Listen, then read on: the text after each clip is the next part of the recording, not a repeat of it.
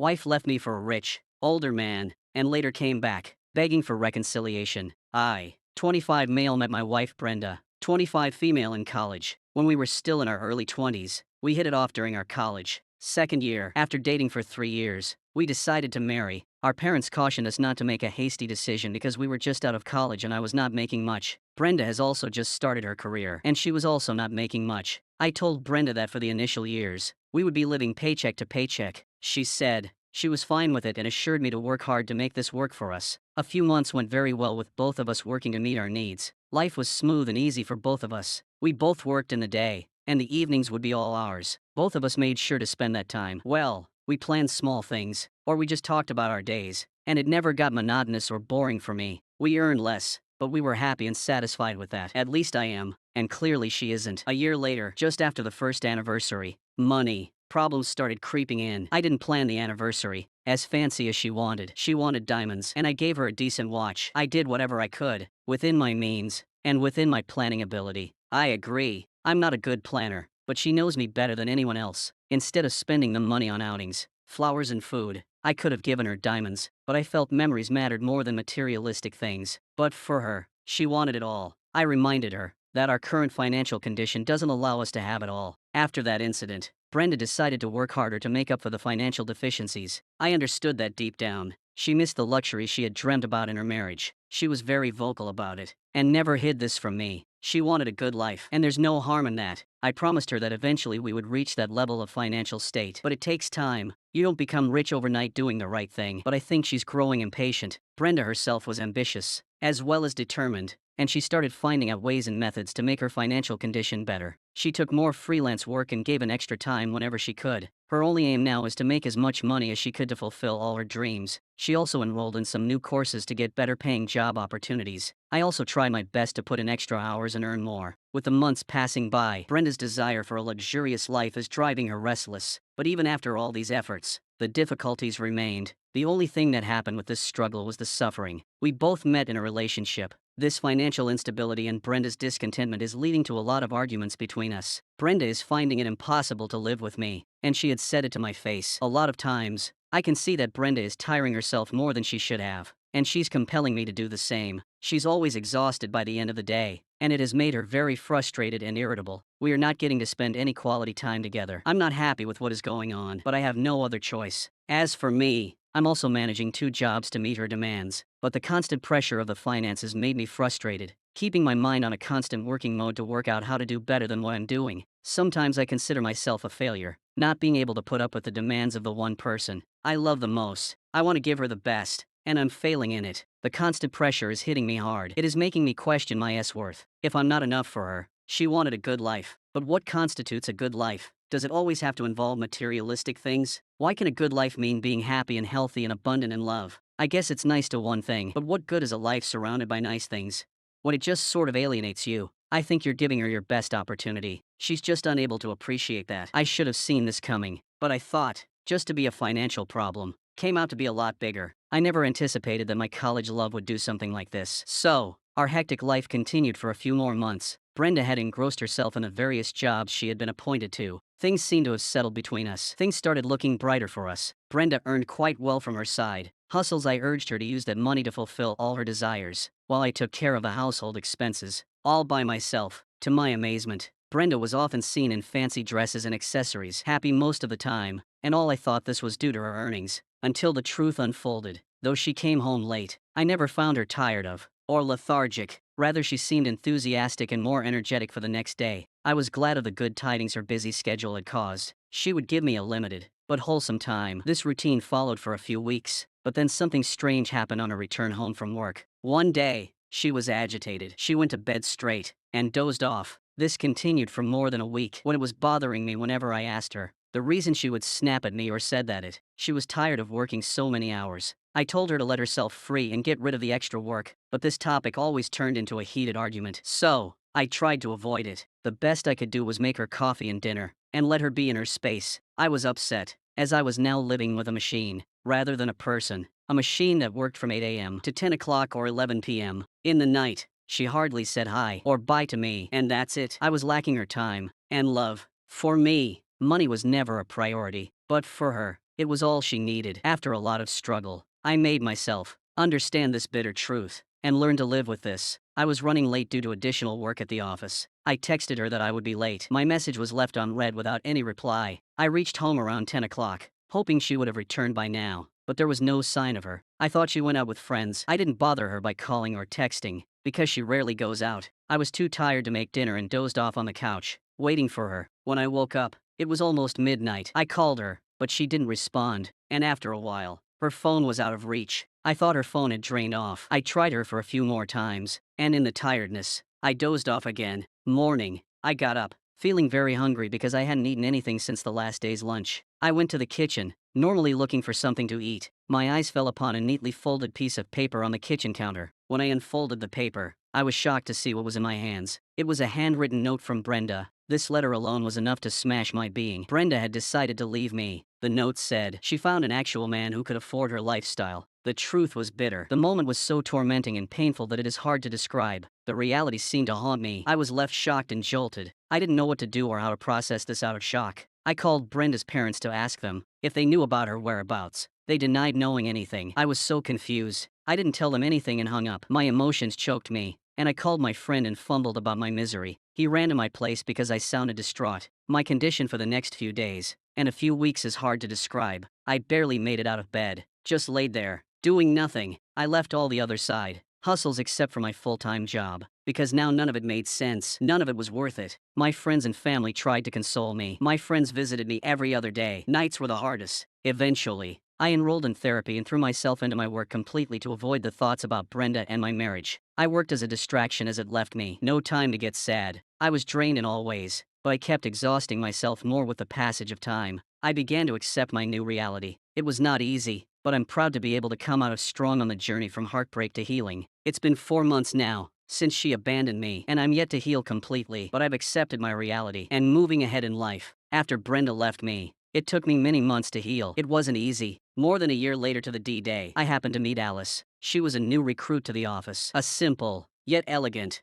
hardworking, enthusiastic young lady. She was a quiet being and was often seen sitting lonely in her cabin. Even in her free time, her nature intrigued me. I don't know why, but I was pushed to go ahead and ask her out for coffee. She declined my offer and told me that she would like to not be bothered. She had rejected me in a confident, yet respectable manner. I honored her more after that, but I didn't dare to ask her anything after that. I wasn't hitting on her. I just wanted to speak to her or maybe know her. But once she denied it, I never tried again. We talked only regarding work stuff, if at all. A few months later, there was some team building activity in the office where I and Alice was appointed from our respective teams. This gave us a chance to interact. Gradually, we became friends and opened up personal discussions. She told me about the betrayal she had received from her husband, the sole reason for her loneliness. Her husband left her for his young secretary. We realized we were both inflicted with the same trauma. We connect over our ugly past and broken hearts. Eventually, we started meeting outside the office. I felt comfortable in her company. Alice was a different girl. She understood me better. She was way more mature than my ex-wife. Though we connected over a similar past, we didn't want that to be the sole reason for our relationship. We wanted love to be the foundation of our relationship. Alice suggested couple counseling, so we took no baggage with us into our new life. We took sessions together, which helped us to address our insecurities that had been due to the past. We had experience. We took our own sweet time, getting to know each other and falling in love. After being together for 2 years, I asked her out for marriage. It wasn't that I asked her out. We both knew that we wanted that. But I made the move and officially asked her to marry me. The engagement was 6 months ago. We delayed the wedding for a while, as I wanted to work on my promotion first, which was due in a few months. Alice was a supportive fiancée, and she was ready to wait for me. My experience had left some insecurities, and I didn't want to lose a gem. Once again, due to financial constraints, Alice had assured me that she was not of that type, but I didn't want to risk the chance. Last month, I got the promotion. I was overdue, and it was a big day for me, Alice, and I celebrated it with friends and family, and that's when we announced our wedding, which is due in 2 months. I wanted to have it immediately, but Alice suggested that we take our time for preparation and not rush into things. Since then, Alice has been busy planning for our big day. Bit by bit, she took up the responsibility, as I'm not so good at planning stuff. Besides, she is smart. She knows where to find the best deal in the city. It was all so fun, prepping for the wedding and enjoying the courtship period with Alice. But little did I know the past was about to reserve in a way I had never expected. A few days back, Brenda reappeared in my life. However, It was not the same person. She looked miserable and shattered. It was a Sunday morning. I woke up to a knock on the door. To my least expectation, there stood Brenda. It took me a while to realize it was her. I was shocked and rather upset about her sudden visit. Brenda was standing there with a sense of humility and regret. She asked me if she could come inside and we could sit and talk. I didn't quite remember if I said yes. The entire episode with her seemed like a hazy dream. The next I remember, I was sitting on the couch opposite to her and staring at her as if she was a ghost. She indeed looked like a ghost. I mean, she looked miserable. Clearly, she hadn't been treated well. I had never seen Brenda in such a state before. She started crying bitterly and told me that she had made a huge mistake of leaving me. The man for whom she left me was nothing but a fraud. He gave her everything she wanted, but respect. He treated her like trash. She liked her new life. For a couple of years, she had everything she ever wanted: cars, clothes, accessories, exotic foreign holidays, and whatnot. But soon, she realized that the man was a cheater. He laid his hands on every other woman he met, right? From his secretary to his business partner to his house attendants. When Brenda got to know the reality, it was too late. Also, she realized that their relationship was not like a normal one where she could boss him around or school him for his mistakes. He treated her no less than an inanimate object he was providing for. She was not even that close to him that she could fight with him regarding his infidelity. She just had to stay there and witness everything he did. He was a rich man in his 50s with generational wealth. What else do you expect from him? I'm not generalizing everyone, but this is how Brenda described him to be. She had bruises on her neck and hand. I asked her if that was a rich man's gift. She started crying harder and said, yes, she said. Whenever she complained about his behaviors, he was hitting her. She said he was done living like a prisoner and had fled from his mansion some time ago. She said she wanted to stay alone and heal herself, but she had nowhere to go. And she also got to know from her family that I was remarrying Alice. Hence, she rushed to me before it was too late. As if she was not late yet. I told her that she was already very late. In fact, she closed the door of her return the moment she decided to abandon me. She begged for forgiveness and said she was a fool to run after money and not understand the value of true love. To be honest, I struggled with conflicting emotions. For a moment, I had loved this woman so dearly. In the past, deep down, the part of me that had once loved Brenda so deeply was not able to ignore the regret with which she had returned. I sat there, patiently listening to what she had to say. I had just moved on and was building my new life with Alice, the woman who loved me and who had helped me heal. I cannot betray her for Brenda, who was nothing but flaky and self-centered. I asked Brenda to leave because I had to step out for a meeting with the wedding planner. She cried and held my hand, asking me for one last chance. I said I was not in a state to talk to her. She had damaged me very brutally when she ghosted me. And now, she again shattered my being by mere reappearing in my life. Her presence annoyed me so much that I got up and went outside of the house, asking her to leave. She ultimately left. I rammed the door behind her sudden visit and brought back the memories of the past. But I was more concerned about confronting this to Alice. She wasn't in town. She went to spend a few days with her grandparents.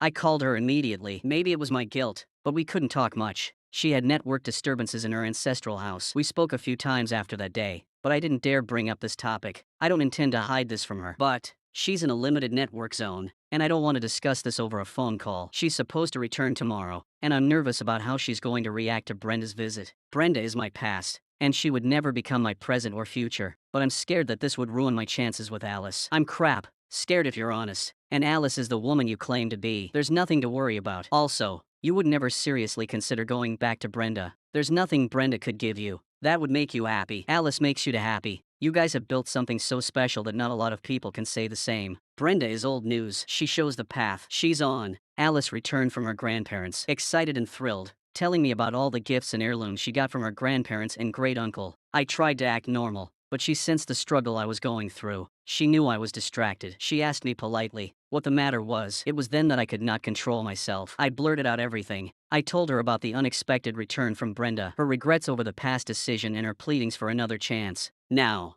I could see the insecurity in Alice's mind, but she kept her calm. She didn't say anything, just nodded throughout and asked me about my decision. I held her and assured her that there was nothing to decide. I never had a second thought about our marriage. I loved Alice and wanted to spend my life with her. I told her that I was nervous because I was in a dilemma, but because I feared how she would react to Brenda's visit. She acted maturely and said it didn't matter to her until I was unmoved by Brenda. A few days later, Brenda again showed up at my house. I wasn't home. Alice answered the door. Brenda lost her mind seeing Alice in the house. She asked Alice to call for me, but when she got to know that I wasn't home, she hurled abuses at Alice. accusing her of being a homewrecker. Alice said she was calm for a while and asked Brenda to come when I was there, but she kept calling her names. Alice then gave Brenda the piece of her mind. It led to a huge argument between them, when Alice threatened to call the police on Brenda. After that incident, I received several calls and texts from Brenda, but I didn't answer them all one day. She also showed up at my workplace, but I didn't meet her after waiting for hours. When she was about to leave, she saw Alice in the office and unleashed her frustration upon her. Alice called the office and security to throw her out. I was feeling bad that Alice had to go through so much because of my past. I have had enough now. 2. It was the time to put Brenda in her place and let her know she wasn't worth the second chance. Regrets alone don't count. I called Brenda's parents and asked her for her location. I took Alice along with me and knocked on her door. Her parents might have told her that I took her address. She answered the door excitedly, but seeing Alice with me, she turned bitter. Seeing her face, I couldn't resist my anger and frustration. I started blurting out things. I tried to keep my words less severe, but I managed to express the pain and disappointment that had been built up in me. I told her up front that I loved Alice and was going to spend the rest of my life with her, and that Brenda was no less than a ghost to me. She held my hand and cried, but I shrugged her off and asked her to stay away from me. I told her that my wedding with Alice was scheduled for the next week, and that she now needed to respect my choice and decision, which solely was Alice. Now, she didn't stop there and tried her last bet, texting and calling both of us to call off the wedding. She also reached out to Alice's parents to tell them I didn't love Alice and was marrying her to get back at Brenda, and nothing else. When it got too much, I filed a restraining order against Brenda. After that, she has not reached out to any of us. I guess she understood that I was not going to move away from my decision soon. She accepts the reality. Good for her. I'm just excited to marry my love, Alice, and spend my life with her. I feel so lucky to have her in my life. Brenda went crazy, and that's no one's fault but her own. I feel bad for Alice, who got all the abuse and spat at her. She didn't deserve it at all.